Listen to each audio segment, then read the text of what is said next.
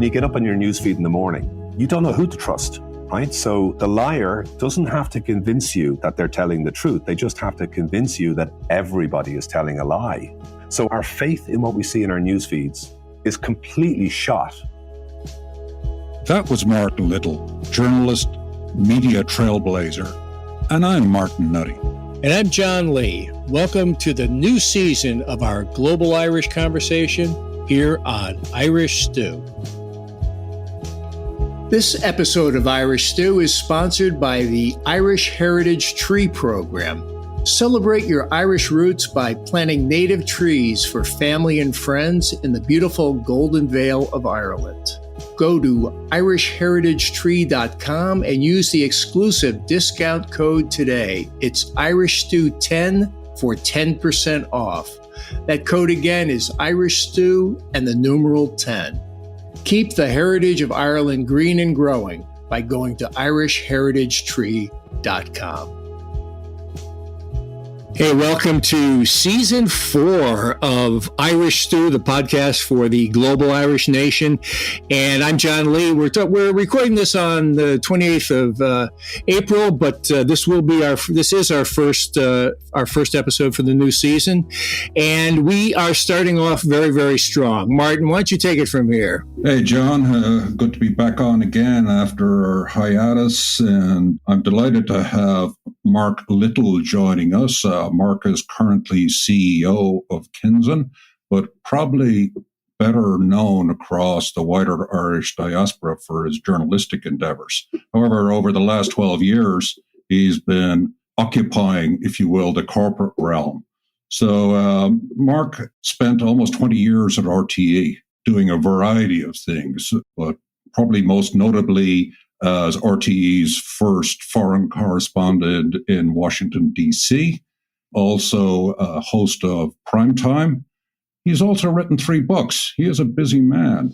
And so I could keep going. He set up a company initially called Storyful, which was a really cutting-edge company. As vetting social media is probably the best way to describe what Storyful was doing. So consumers of that news could have a bit more confidence in what's going on. And of course, right now he's at Kinsen. So Mark, delighted to have you on the podcast.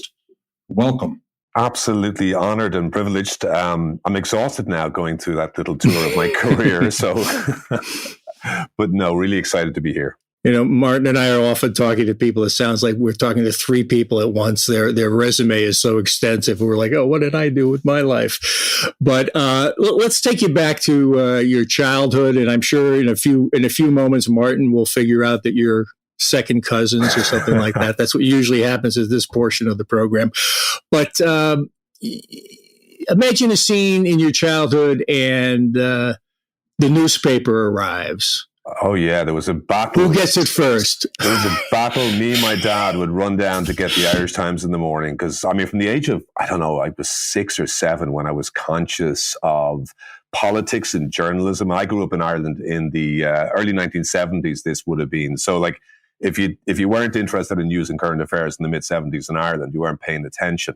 But I was a bit precocious. Like I remember being 15 years old, getting a report card from a religion teacher saying I was prematurely cynical, which meant that there was only like one career I could do was be a journalist. But no, I was like massive football fan, so I wanted to be centre forward for Ireland, and then realized I had no natural talent and I had this premature cynicism. And I do remember being very young thinking, I want to be a war correspondent. That's kind of what I wanted to do. Mm. And so I was also very, I suppose, transatlantic. Like, I mean, I did grow up with this absolute insatiable love affair with American politics and American society. So that was definitely something was there from the beginning. And then also I was just obsessed with change. And when I was in student life, I was a student politician. So it was either be a politician or be a journalist, and I felt like there was an awful lot less responsibility to be a journalist.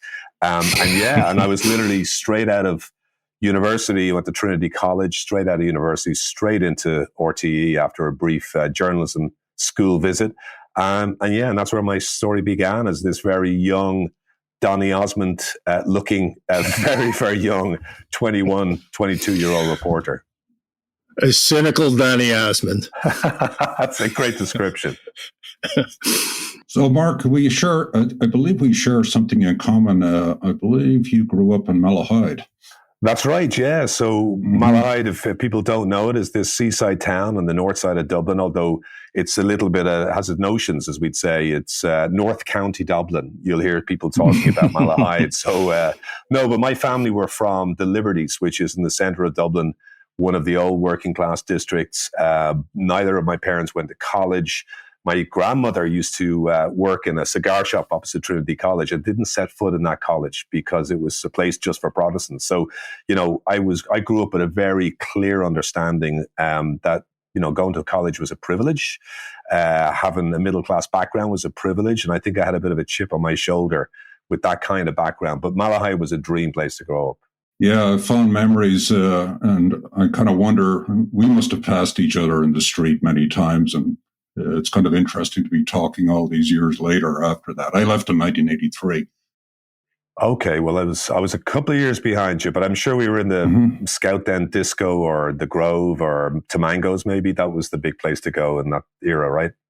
Absolutely. Memories that I'd rather not recall at this point in my life. They're still looking for you. Yeah. Anyway, just talking about your parents, they grew up in the Liberties, and I believe they were entrepreneurs. Is that correct? Yeah, my father and my mother both. My father would have worked in the rag trade, in the fashion business, and they actually set up a shop called Mark Little in the city centre of Dublin selling women's fashion. So I actually remember growing up with these store bags in my attic, which had my name on it. So there you go for airs of grandeur. But they were also very successful entrepreneurs and then they had this sort of midlife crisis where they decided to buy a hotel in the west of Ireland, in Oughterard, which is a lovely town in Connemara. My father arrived on the hotel for Italian 90, for Irish people who remember that global celebration, Jack Charlton. So he got to, open a restaurant and a bar just in the middle of this dream sequence that began the Celtic Tiger. So yeah, he was very successful, and I think gave me that sense that in the end of the day, working for yourself was the natural state of affairs. And I suppose that was deeply ingrained in me before I became my own boss later in life. Yeah, because, I remember growing up in Ireland and basically a lot of people being really concerned about getting a safe situation, job with the government, job being cop or something, anything, probably more from the prior generation, the one that came before me, where, let's say, there was a lot of uncertainty in Ireland. Like, you think about Ireland in the 1950s, you're either immigrated or you lock something in. And your situation sounds very different. Yeah, I mean, Martin, I think of myself as like I'm a Kennedy kid, right? So Kennedy comes to Ireland in 1962, and he comes down this O'Connell Street, and my parents were on O'Connell Bridge watching him coming down in the big car. And for them, they saw in Kennedy the future. They had grown up in a very Catholic-dominated, church-dominated, as you say. Emigration was a way of life, the only place for young people to leave. But what they saw in that guy was this sort of idea of what Ireland could be if it was on the world stage. And I know that sounds grandiose, but they really did believe that. And they said that to me later in life. So I think for them, growing up in the 60s in Dublin, having a sense of the world gave them, I think, for the first time as a generation, a feeling that anything was possible. And you did not need to leave Ireland to have that possibility. So, Dire Dreams took a battering in the 70s and 80s. I think there was also a sense, being a Dubliner, that the Northern Ireland conflict was going on. But for us in the South in Dublin, we were slightly detached from that. And I have to say, I was very influenced by British culture. So, think of growing up in Ireland, as in the 70s and 80s, your football team was generally British. Your influences definitely in terms of music were American. And then you had this sort of sense of a global culture that I think is unique to Ireland in those days. It definitely wasn't happening in other European countries. So we were mid-distant between Berlin and Boston. And I think that shaped my parents' generation's views of what was possible, and definitely rubbed off on me. Mark, that's really a fascinating observation for that global Irish conversation that we always are looking for. That's really interesting. And your point about Kennedy, well, there's a chance I might have moved to Ireland as a kid because my mother said if Kennedy loses, we're moving out of this country. So it was a big thing for the Irish Catholic in America. Obviously, Kennedy was a massive turning point, and of course, a great tragedy. That I remember very, very clearly to this day. But let's bring you over to Washington, D.C. You had a fascination with American politics. Becoming the first Washington correspondent for RTE must have been a dream job. You didn't get to be a war correspondent at that point, but you must have seen the political wars play out. What looked different when you got over here in terms of both journalism and politics when you came to America? Well, the first thing that was striking for me was when I went over, I had reported on the last days of the campaign, the IRA campaign. So I was in Belfast the night that the ceasefire was called. I'd interviewed Jerry Adams a few weeks before that. He had, indicated this was coming. So, when my job in journalism before I went to the States was just to watch the end of that campaign, of the Troubles, as we called it. Then I go to Washington. I'm 26 years old. I walk into the White House, literally, and I'm part of a conversation led by Clinton, which is all about bringing about the Good Friday Agreement. So for me, this contrast between being outside the Felons Club, an old Republican haunt in West Belfast, the night of the ceasefire, watching the celebrations on the street, to about 2 years later, being in the White House on Good Friday, listening to Clinton talking about the joy that was traveling across the Atlantic from Belfast. And for me, that was the first thing, was almost this just eyewitness to the two sides of probably the biggest story of my generation for an Irish person. So, I was getting not only keys to the toy shop as an American political, pundit and an anorak, as we'd say in Ireland, but at the same time, I knew I was living through history, and I had a certain, I think, real sense of privilege. And, to quote Tony Blair, I could feel that hand of history on everybody's shoulder, in the West Wing and the White House in those early days that I was there. So, yeah, great privilege. But also I was the first. So RTE had never had a Washington correspondent. So I was the first person, and that was my first entrepreneurial gig, setting up the bureau in Washington, D.C. and hiring the camera people and the staff. And yeah, that was an amazing experience. And as I say, I was still very young. I remember the boss at the time, Joe Mulholland, advised me to grow a mustache or put some glasses on to make myself look older and give myself some gravitas. So I was definitely a real young fella, but a young fella with both a mission and a great sense of my own privilege and the burden that I was carrying as the first Washington correspondent for RTE. As you're setting up shop, did you play the Irish card? I mean, was the Irish identity a door opener to maybe some politicians that, the Italian journalists might not have gotten into? I think you get this sort of overconfidence about that, right? So I would walk in, and very definitely I walk in any door, and I might get in the door because I was Irish. But then you get in the door and said, Irish TV? Are you what channel? What cable channel is that on? And you're like, they didn't have the concept of you're actually from Ireland, So I realized in many ways the door opener didn't necessarily mean that I was going to get any real, favors from people in there, unless, of course, in American politics, where at that point, I think, for Irish American politicians, for Clinton, Ireland was a success story. There'd been a failure in many ways in the Middle East, and the Bosnian process had sort of stumbled along. And I think for a lot of Washington policymakers, Ireland was a sign of how American influence could be used for good. And I definitely, for that reason, got more access to the White House. Like, I remember someone said to me that, the King of Spain could not get an audience with Bill Clinton, but some minor politician from the Ulster side or the Republican side could walk in at a moment's notice and meet the National Security Advisor. So, yeah, I came at a very good time. But as I traveled the States, I started to understand that being Irish wasn't necessarily the cachet that I thought it was. And also remember, my first story was the O.J. Simpson verdict. And I went up to Howard University, to their mock courtroom, to watch the verdict. And I remember that sense of my awareness of divisions in American society. And here I was, the Irish kid in the corner, suddenly realizing that, being Irish was just one of a multiplicity of identities in America, not all of them sitting quite equally or comfortably beside each other. So, yeah, I got a bit of a shock in those first few months. And Howard is one of the historically black colleges and universities, so it must have been quite a contrast.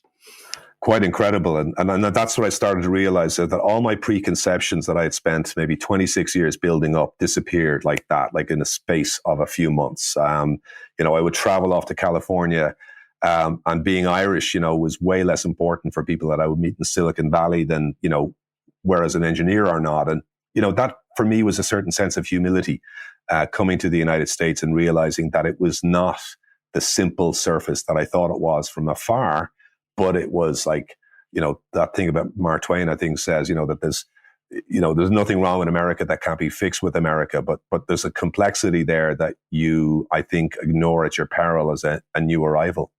Yeah, I think it's really interesting because there is if you will, a spectrum of utility that being Irish provides depending on your geographic location within America. So if you're in New York City or you're in Boston or you're in Chicago, it probably carries a little more currency. And I have heard that about people out in Silicon Valley. Basically, really, it just doesn't resonate in any way close to the same way. So New Yorkers, of Irish extraction usually find that quite unsettling, if you will.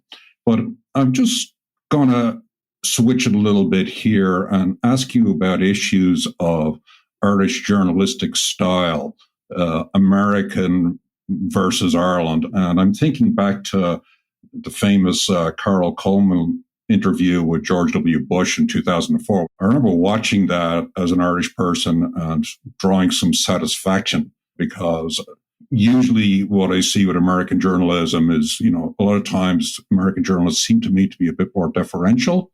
And what I was seeing playing out was basically a standard Irish journalistic interview. I wonder if you have any thoughts on that particular interview and generally about matters of style. Yeah, I was sitting in Washington, D.C. while Carol was in the White House doing that interview, and she came out, and I remember she was kind of shaken at how shaken her hosts were that she had asked those questions in the way she asked them. They just weren't prepared for it, because these were those interviews that the White House would give with the president to a journalist from the country the president was about to visit. And in this particular case, they were not expecting Carol's fine, robust, wonderful style of interviewing.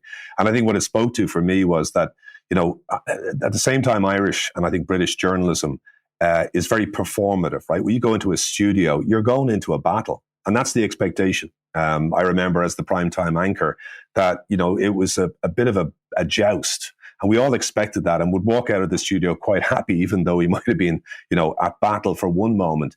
But there was something about the Irish journalistic style that is a bit clubby, right? So there's, while we sort of do perform that question and answer that's very tough to an American audience, there's also a bit of, who you know and what you know, and you go to the bar in Leinster House to get your contacts. And so it's not always necessarily a better form of journalism, even though there's much more directness about it when it comes to the big interview or the style of interview on television. So I wouldn't necessarily say that Irish journalism was superior in every way.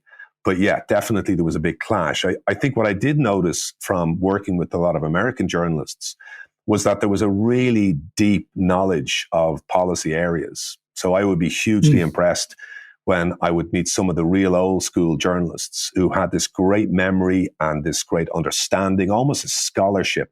And so people were very proud of, the experience, the study, the research they put into their subject, which was not something necessarily that I had grown up with back in Ireland, where, people were used to being master of many different skills and subjects. So yeah, I think there's what you gain in terms of the directness from British and Irish journalism. Sometimes there are other flaws that are sort of slightly hidden. And in American journalism, I think the role of the press after Watergate was strengthened to such an extent that I think you could see how journalism played a very fundamental role in American democracy, probably until the advent of the internet, but certainly for the time that I was there and right through the 80s, I think, as well. I just want to flash forward, let's say, to the current time right now. And I think about certain types of jobs. Some jobs have more esteem, some less. It feels to me, sitting in America for the last almost 40 years, that journalists right now would basically be kind of something in the range of a used car salesman at the moment. Would that be consistent with your read in Ireland as well? And how do you respond to something like that? Yeah, and there are surveys saying just that thing. I'm not sure if it's a used car salesman, but certainly, journalism has been dropping in terms of trust, in terms of its reputation, since, again, I think for the Americans, it would be the high watermark of Watergate. And in Ireland, I think there was also essentially the same thing, that the fourth estate, that idea of media as an institution vital to the functioning of democracy, has taken a massive hit. I mean, I can see it in my kids. I can see it in the younger generation. They see media as an institution, and most institutions these days are ridiculed and undermined. I mean, just as we lost faith in the church in Ireland, the banks, just as we've lost faith in other institutions, I think there's been an institutional erosion of trust. So it's not just about the role of a journalist. I think it's a broader erosion of the role that the media plays in society. Now, I would argue that obviously the internet has played a huge role in flattening out our media system. But there was inflicted wounds as well. I think that the media, by becoming an institution and talking about its power and being the fourth estate, I think became very distant to people. It didn't really serve their needs. They didn't see themselves reflected in the evening news. I think that was common in the United States. I think it was also common in Ireland. And there's also a clubbiness about journalism that I think puts people off these days. Like, the famous quote about Irish journalism is, if Watergate happened in Ireland, Nixon would still be in power, but all of us would have known who Deep Throat was. There's that sort of gossipy element of journalism, the horse race, who's up and who's down. And I think increasingly over the past 15, 20 years, with financial crisis and global upheaval, people don't think necessarily that the journalist has got their back, is on their side. They feel a bit elitist. And so I think that's a social change, a technology change. But I also think to an extent, maybe media became a little bit too in love with its own status as an institution in society. How about the celebrity aspect of it, Mark? I mean, you were a celebrity in Ireland in the media. How does that impact what you're doing? And yeah, what does that feel like? There's a great line from a U2 song: "Is there's some things you should never be too good at, celebrity and smiling." I think that's the phrase. Like once you start feeling yourself, you're a celebrity. And I think I made a couple of mistakes there when you do. You'd feel like you were the guy who should be paparazzi'd. And no, I think ultimately that's part of the problem, right? Because you have to be a little bit of a celebrity these days to achieve the kind of ratings, to achieve the kind of connection that you have to have with an audience. Right. So journalism in some ways has been lumped in with everything else on television. And I think now you're seeing more and more that, when, in my case, primetime and current affairs show, we'd be up against the soccer on the other channel. And so we increasingly had to justify our ratings, our existence, sure, do things that were a little bit more outrageous and eye-catching and a bit popular. And so therefore, I think the celebrity journalist, just like the celebrity chef and the celebrity real estate agent, became a feature of life, and I think undermined the overall credibility of journalism as a service to the community. Before we get you back to the next phase of your career, keep you in America for a moment.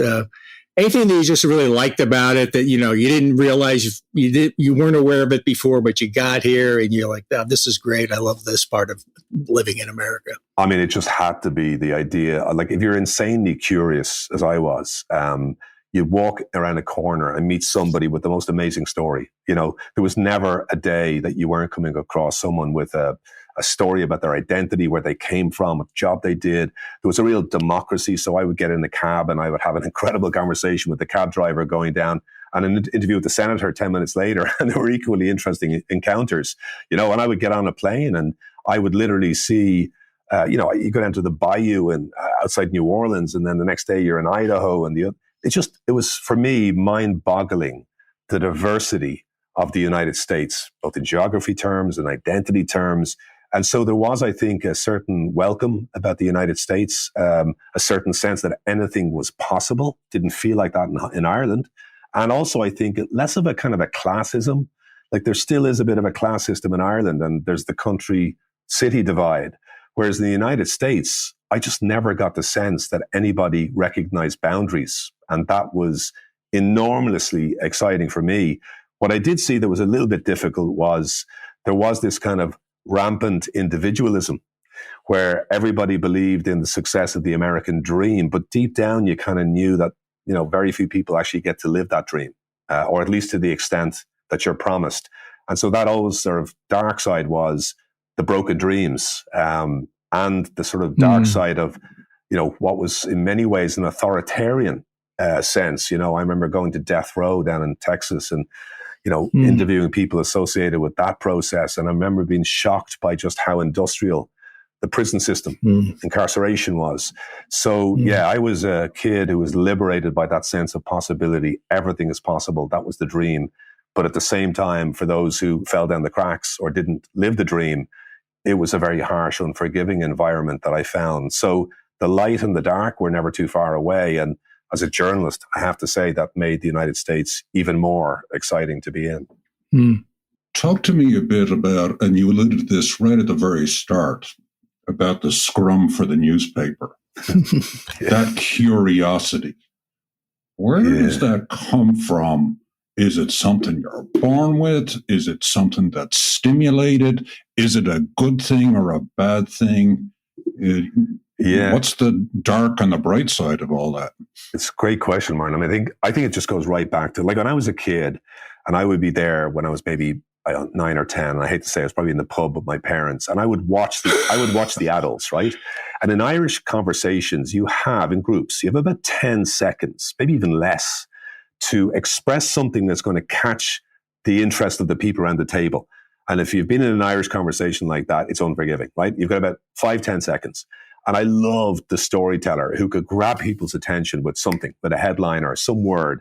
And so for me, I was always introduced to conversation as almost a performance or a storytelling session where what you said to get people's attention, grab it, and then go with it wherever it was going to go. Also, conversation was so rich, language was so rich. So by listening to people, and not just listening to what they were saying, but understanding why they were saying what they were saying. So that emotional intelligence as well. I saw that with Irish people. They could, adjust what they were saying depending on the reaction of the crowd. So I came out of that environment where you had to be quick with your thought, but you also had to listen, and you had to learn, and you had to change the way you told your story depending on who was in front of you. So that was like, it was like storytelling at like 11 on the Richter scale. And that's where I think where I got that from. And the second thing, I suppose, was as a kid, I was insanely curious about the way the world worked. And I kind of wanted, when people who get into, radios want to pick it apart, I wanted to go and pick the world apart and understand why things were different here. And so, from an early age, I suppose I had this insane curiosity about what made the world work, what made it change, who were the people that, led change, and who were the people who resisted it. So that was part also of my, I suppose, precocious teenage years. That kind of sounds like maybe the motivator we were looking for. Martin and I were talking about how you left like this very great job in RTE to do something that nobody even knew what it was that you were doing because no one had done it before. That insatiable curiosity must have helped you jump over a very frightening gap that ended up in the creation of Storyful. Yeah, I think it was, to be honest, retrospect, a bit of a midlife crisis. Some people buy themselves a motorcycle. I just decided to get out of my very well-paid job, very glamorous job. I love the work, but I decided it was a bit like at some point in your life, you look forward 25 years and your kid says to you, why didn't you do that thing you had the idea for when you were 39? Yeah.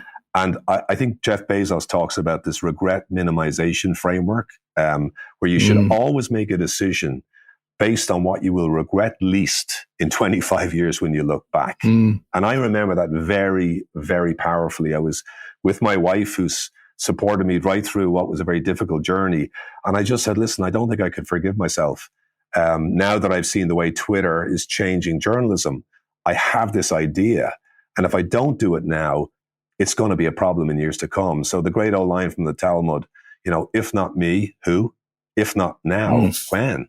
And I felt that very deeply, even though it scared the bejesus out of me. And I had every right to be fearful because it was a brutal introduction to life as an entrepreneur. So let me ask you about, you referred to Twitter. Obviously, your job up to that point in time before you made that shift, you're dealing with a lot of technical stuff, cameras, sound, audio, video, etc. But this is a bit of a different domain. So this is the digital domain now. Are you on the spectrum where one side is the technophobe and the other is the technophile? How did that play out in your life on the lead up to this move? Where would you have put yourself? So after 9/11, I basically became the foreign correspondent, the war correspondent for RTE. So it was in Iraq, Afghanistan, anywhere there was a conflict, I would be sent. And when I was sent out to these places, I remember going to Iraq in 2003 and I had to pay €4,000 at the time, $4.5 grand in excess baggage for the chemical weapons kit, the edit pack, all of the gear that we had to bring out there. And then when Twitter came along and, obviously laptops and camera phones were there, I was thinking I could do that with literally a suitcase in my hand. And so for me, technology wasn't fearful or a problem or something to be, intimidated by. It was a liberation. So I could literally do better reporting than when I was, going out to Iraq and I had to be at the satellite position with all the other journalists literally queuing to be on the live shot back to Dublin and then racing away, doing a couple hours of reporting and racing back. So for me, Twitter in many ways was a liberation. It was people telling their stories directly to the audience. And my job was to just interpret that. So yeah, when I came to think about it, there were two things happened. One, Iran was the story that I was most obsessed by. I used to go there twice, 3 times a year as it changed over the early 2000s. And when in 2009, there was a sort of a youth-led revolution almost against the disputed election, I couldn't go because RTE didn't have the money to send me. And I remember sitting at home watching the bodies being taken off Valley Asser Square, this place in North Tehran that I knew very well. But it wasn't being reported by the mainstream media. It was coming out of Twitter and YouTube. And then the second reason I left was about 2 weeks later. I was at a wedding on the banks of the Shannon in Ireland. And I looked over and all the young kids, the young people under 30 were at the bar looking at their phones. And I was like, what's going on? They said, Michael Jackson just died. And how do you know? Well, Twitter just said so. And the LA Times hadn't reported his death yet. And I remember 15 minutes later being on the dance floor with my mother dancing to Thriller and thinking to myself, well, wait a minute. If we know that Michael Jackson has died before all the mainstream media reported here in Ireland, there's something quite dangerous there. So it was that promise of much more democratic storytelling from real people through their camera phones and that fear of, well, wait a minute now, somebody could manipulate this. And if everybody has a story to tell, who do you listen to? And that combination of fear and excitement was what became Storyful. Yeah, it's like one of those things where you hear about, you go, oh yeah, that makes perfect sense. We need that sort of thing. But there had to be such a leap to conceptualize that. Oh yeah, I had a friend of mine, a great broadcaster in Ireland, that said they were going to have an intervention for me. They thought I was having a nervous breakdown. And again, all these things look really easy in retrospect. But yeah, when I was leaving, everyone thought I was a lunatic. And for the first year, I think I really felt that way. And in fact, even a year after I left, I realized on one Christmas Eve that I had collapsed the company because I couldn't get funding. And I was convinced the company was over. And I remember driving to the west of Ireland and telling my wife that the dream was over. And by the time I got to my parents' house in the west of Ireland, I had an investor ready to stump up the money. But for that ride down to Galway, I realized my worst fears, and they weren't that bad. And once I was over that fear and I could cope with it, the rest of the journey with Storyful made a lot of sense and was actually much less uncomfortable. But I had to face the worst scenario and realize it was okay in that first year. But it was brutal. It really was, from every point of view. Mark, we've been talking kind of in abstract terms about Storyful. I'm aware of it. Martin's aware of it. You know it, of course. Could you put it in a little more concrete terms for maybe an example for the listeners? What it achieved? What's a good example we could bring them? So you might remember the Arab uprisings, the Arab Spring. You might have seen, Tahrir Square and what happened in Syria.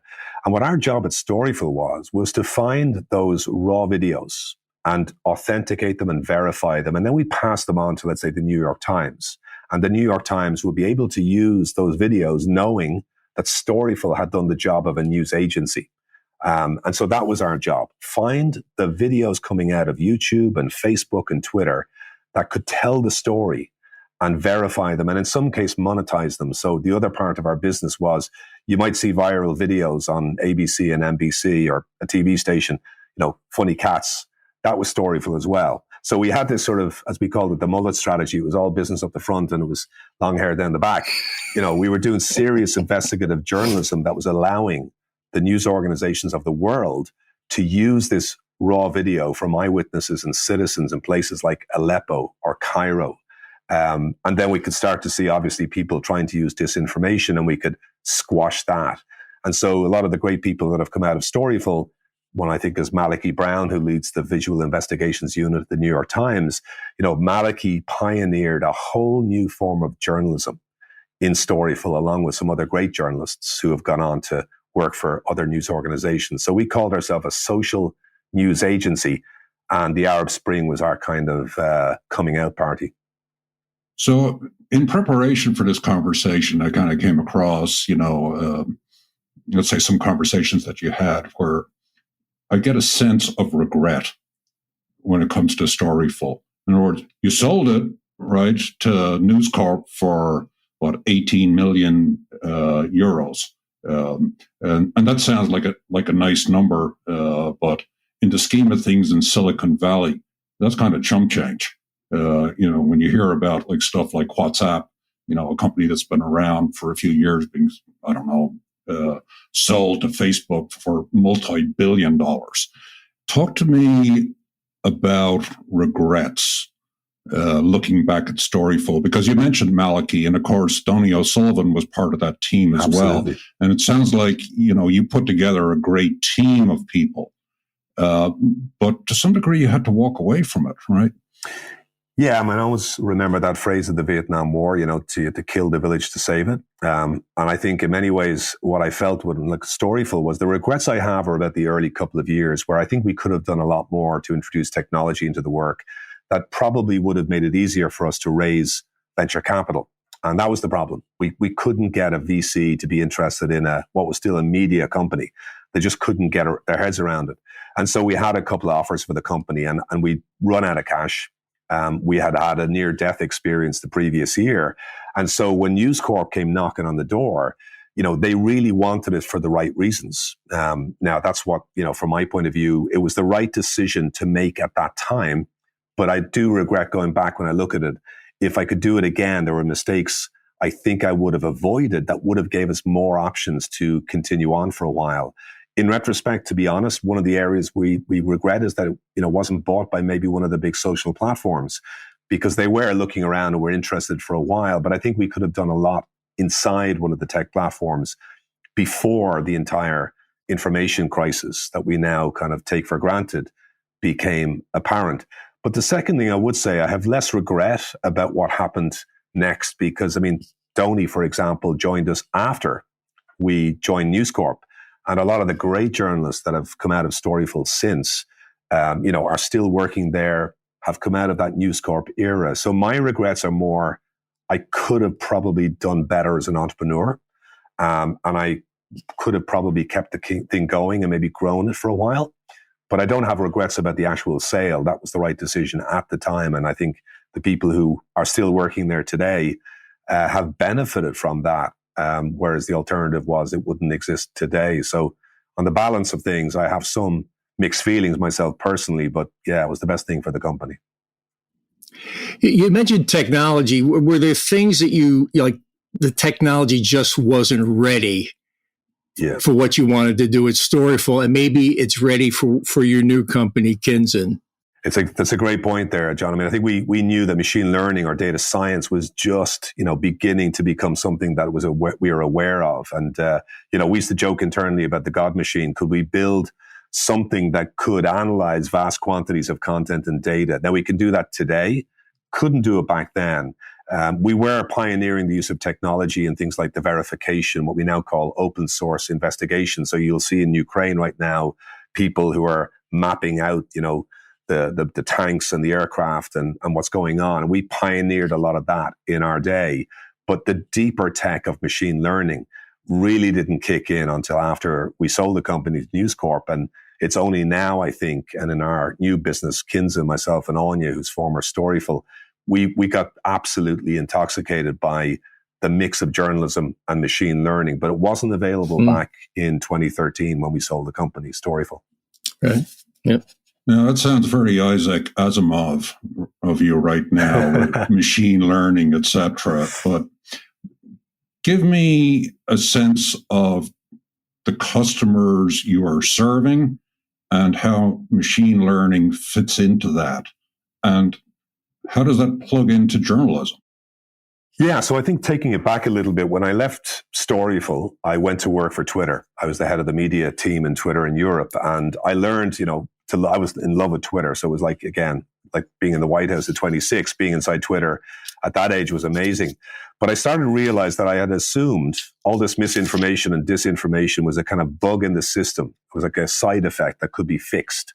And it was only around 2016 with what happened in the US elections that I realized the underlying system behind social media was broken. And it was because the algorithms that recommend content to you and I are doing it to make us feel emotion. And the biggest emotion is outrage. So I could see that the underlying machine learning and artificial intelligence was broken. And that was the job we set out to fix in Kinza, the new company, the one I run now today with Anya. But along the way, we realized that machine learning, while it can spread disinformation, it can also detect it. So what we do, we've got a group of editors around the world in 16 different languages who are putting data into the machine, learning to spot disinformation and hate speech and misinformation around the world in different languages. And it's essentially given superpowers to a small group of editors and a small machine learning team in Dublin to detect, problematic content that we need to review for these big tech platforms. So what the tech platform, our customer, are getting is this editorial unit who understand the world, who are creating data sets that are helping the machine learning get better and better. And so in many ways, we're sort of refining the data that they need to do a better job at protecting people from dangerous information. So I heard you discussing at one point, one of the early jobs that you did in Kinza was basically taking a look at a client's existing stories and essentially tagging them using what do you call it, NLP, right? Which is, neural linguistic processing or something like that. Natural language, yeah. Yeah, natural language program. Thank you. Sorry. Don't worry, I get caught up all the time in this stuff. Yeah, acronym hell, But I thought that was interesting. And is the business that you're involved in is taking any one chunk of media and basically adding lots of metadata about that. In other words, scoring it, saying, okay, this is the level of truthiness, to use a Stephen Colbert line, associated with the story. This is an opinion piece. This has dog whistle language attached to it, right? Because stories are never entirely good or bad, right? Because journalism, as they always say, is the first rough draft of history. And it has a tendency of getting things both wrong and right, okay? So you're never going to be all right or all wrong. And we live in a world where there's this kind of expectation, and I think it's unrealistic. So I'm just kind of wondering, is this kind of scoring where you're really going when you're looking at any one small chunk of media? Is that really the thrust of what you're doing? We began by doing what you're talking about, which is like pushing forward and accelerating the really good stuff, the stuff that we knew you wanted to see more of, and allow you as the user to control that. But what we realized was we needed to reverse that process, right? So essentially what's happened on the internet, we have this essentially a global health crisis, that there is this virus that spreads because of the way social media is built. So, for example, it's really easy to start a conspiracy theory, let's say about vaccines or about Bill Gates, and you can actually push that and make it viral on the internet. So what we're trying to do is just give that a bit of context to sort of examine what's happening. And the clients we work with are the platforms, the big technology companies, the content moderators. In some cases, we've helped public health authorities identify misinformation that's creating conversations. And we're just trying to add context. So it's not saying this is right and this is wrong. It's not saying this is biased toward left or right. It's saying, as you say, dog whistle. This is connected with a group, let's say QAnon, which is the big conspiracy theory that emerged over the last couple of years in the United States, which tries to evade detection. It's actually trying to appear natural when in fact it's manufactured. So what we're always trying to do is identify what in the language, in the behavior of the groups that are promoting this, or in the words that are being used that require further review by either a technology platform or a content moderator. So we're not taking the decisions. We're essentially acting as an information and data gathering service that allows them to make better decisions. And I think the biggest thing you have to realize for us, freedom of speech is under threat from the bullies and the conspiracy theories and essentially the loudest voices on social media. And what we're trying to do is essentially provide more and better information to these tech platforms to make better decisions to protect their community. So we work with trust and safety teams and policy teams, product teams inside these platforms, and just giving them much better information about things like, for example, elections in India recently. We saw awful genocidal rhetoric against Muslims in India on the campaign trail. And we were just in Hindi and Punjabi and Gujarati and these languages alerting the big tech platforms who in the past have failed to act in places like Myanmar. You've probably heard about Facebook's complicity there because it didn't know what was going on. So we're essentially providing a good old-fashioned editorial layer on all these world events to help these big technology platforms make decisions they've never made or never had the intelligence to make before.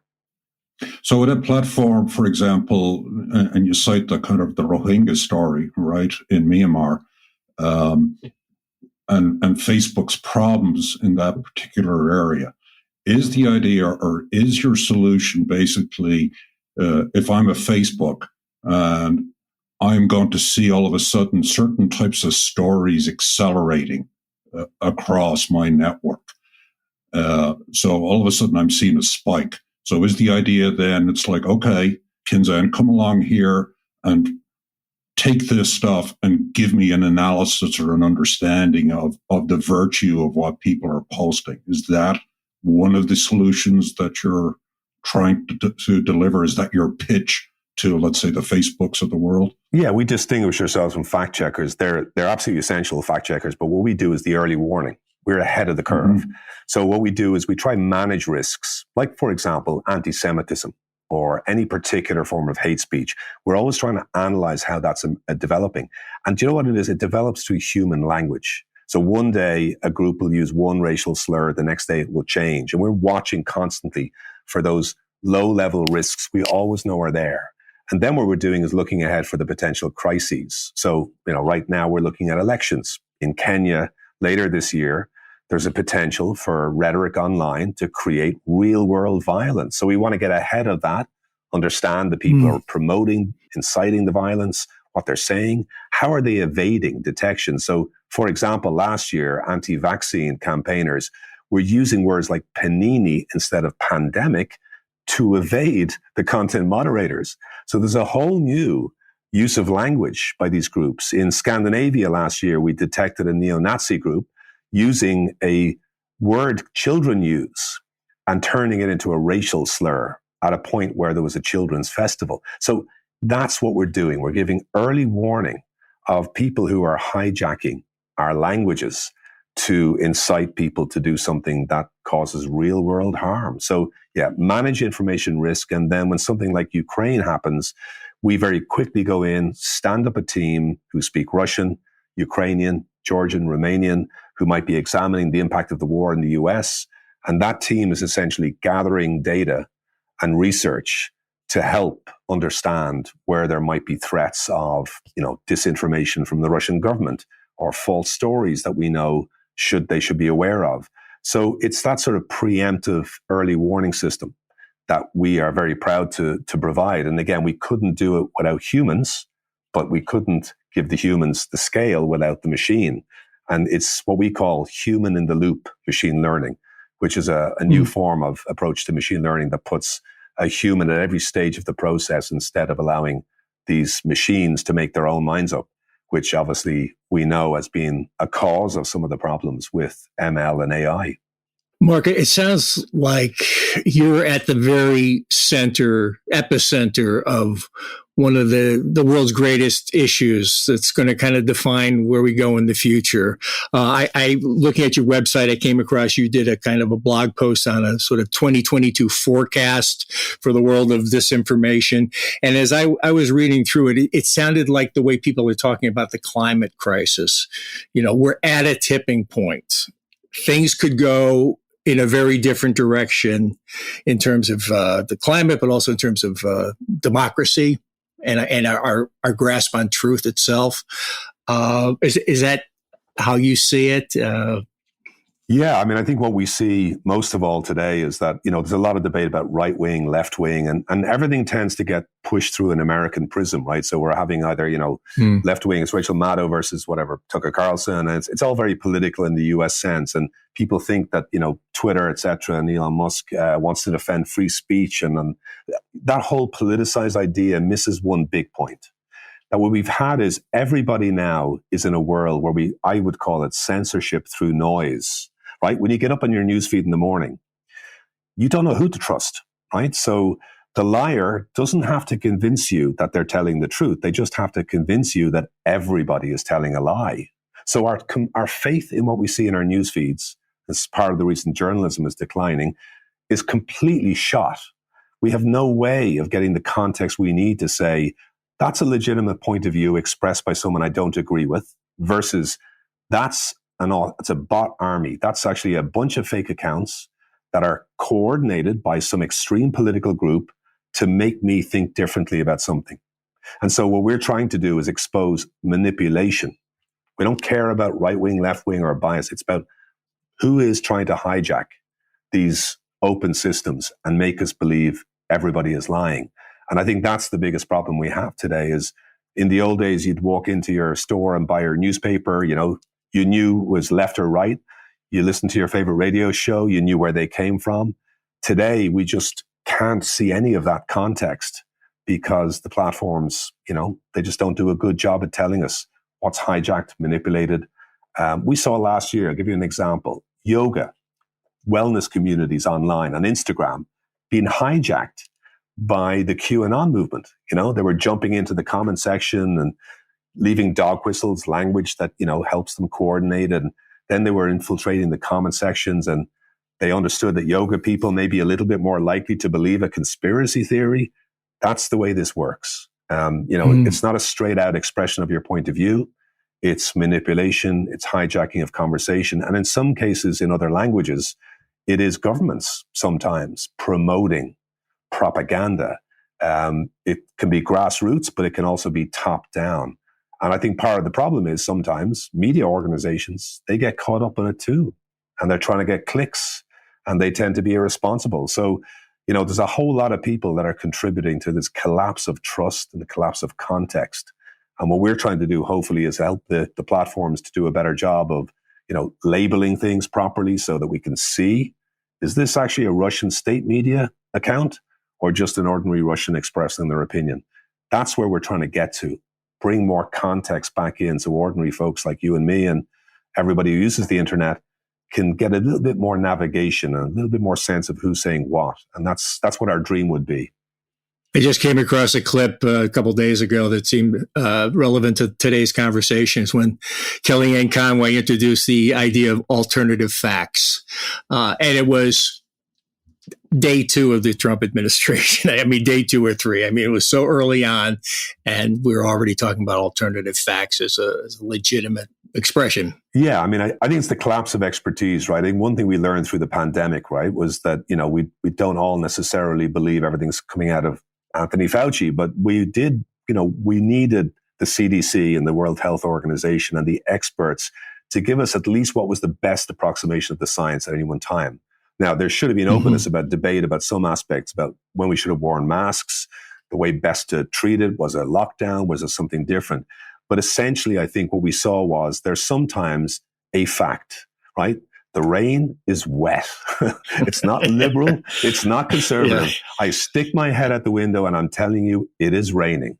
So there are some things that are shared facts. Now, we can all take a go and say, I have an opinion why it's raining more today than it did yesterday. But there are some basic facts in society that we have to agree on. Climate change is real. Now, the policies we might use to fight back could differ, but we've got to accept those basic facts. So I think as long as we can understand there are certain things that we all share, whether we live in the United States, we live in Ireland, and then there's a lot of places we can disagree. But let's agree on the shared facts first. And that's what we're trying to come back to is where do we know the science tells us something indisputably, and where's there room for debate?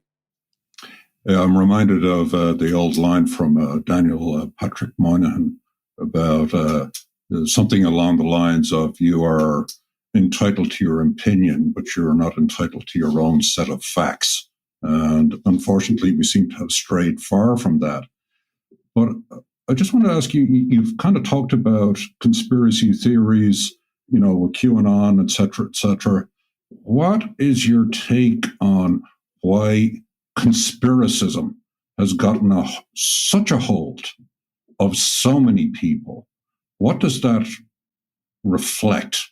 Where is society breaking down? I'm reminded that in a democracy only functions as effectively as the quality, or let's say the mindset of the people that operate within it. And so if you have a lot of people attaching themselves to outlandish conspiracy theories, that doesn't harbor well for a democracy. So what's causing it? What's the fix? It's a great question, Martin. I mean, I always think about, we always feel disempowered, like us as individuals have no power over this stuff, right? It's coming at us. But I also say people do have power. Like the first thing is to be calm when you're online, right? And you see something that makes that feeling in your stomach, like you're, oh my God, I got to share this. Take 5 seconds, have a pause, then be curious, like look at the source. If that person's telling you this is video from Ukraine and the account's from, I don't know, Des Moines, there's something dodgy. And the next thing on, this is what I think to your point, be kind, right? So we all have that crazy uncle or crazy aunt or friend in the family who sends you those WhatsApp messages or the video. And, we all kind of like look at them going like, oh my God. Now we are all tempted to be a little bit like finger wagging. Don't share those videos with me. But if you look at the people who fall down the rabbit hole, now they are a minority, but there's a lot of people you can see that they tend to be slightly dislocated or dislodged from society. They may live on their own. They may have lost their job. They may have some issue with their family. There's always something that has broken the bond with society. And so when we look at conspiracy thinking, and this can happen, by the way, people losing their jobs, being victims of the financial collapse, of inequality, that people who tend to fall out of society for some reason, they are the most prone to believing in conspiracy theories because the conspiracy makes everything feel like it makes sense. When your life is falling apart, you can hang on to this conspiracy to explain why your life is crap, right? So Bill Gates and George Soros are putting implants in my skin is a lot more, advantageous in guiding you through all the stuff that may have happened to you or some particular tragedy or some dislocation. So I definitely feel, from my point of view, while I see a lot of good people doing reporting against misinformation, they sometimes tend to look down on people who believe conspiracy theories. And my feeling is they're just like you and me. It just so happens that something has happened in their life to make them a little bit more vulnerable to things that sound crazy, but actually in their world make an awful lot of sense. So I tend to believe that all the talk about disinformation is not paying enough attention to what are those factors. If you see some of the stories we know from people who are Obama supporters back in 2008, suddenly are part of the Trump army. It's a lot to do, I think, with economics and things that happened after the financial crisis. So let's pay a lot more attention to the root causes as much as to the symptom, which tends to be your crazy relative sending you a video. Maybe the thing there is that there may be something there that's happening in their life that's making a lot of sense of what seems crazy to you. He's done a great job of navigating that discussion without looking down his nose, as Donnie O'Sullivan, who we mentioned with CNN. He goes right into the belly of the beast. He's at these rallies, and he treats people respectfully. He just tries to, well, why do you think that? But here's the evidence that goes against that. He's never snarky with them. He never mocks them. So, and John, I think that's a great kudos to Donnie. But I think there's also an Irishness there, and I think you're absolutely right. I watch Donnie, and I know he is that cheeky chappy. I know him well enough. You see some people in television; they're not like they are in real life. Donnie is just like that. He's that guy who walks in. He's got the glint in his eye, but he's respectful. He listens, and I think there is something truly Irish about that. I remember coming to the United States, having been a teenager in London, being literally called all kinds of terrible racial and ethnic slurs by British people at the time of the IRA campaign. And I think that gives you something as an Irish person where you do know that you're in a community of people that may be suffering for some reason, and you have an empathy. It's funny. I remember George W. Bush, people would slag him off about not being smart, but he had emotional intelligence, right? He had that sense of, well, I know what this person is thinking, and I'm going to be respectful of that, and I'm going to change their minds. And I think great politicians have it. I think good journalists have it. And I think good Irish journalists have that sense of respect and the feeling that everybody in their own way is an underdog and deserves to be listened to. And I think Donnie is the personification of that great sense of the Irish, is to know that everyone's suffering. I think that was Tip O'Neill's line, right?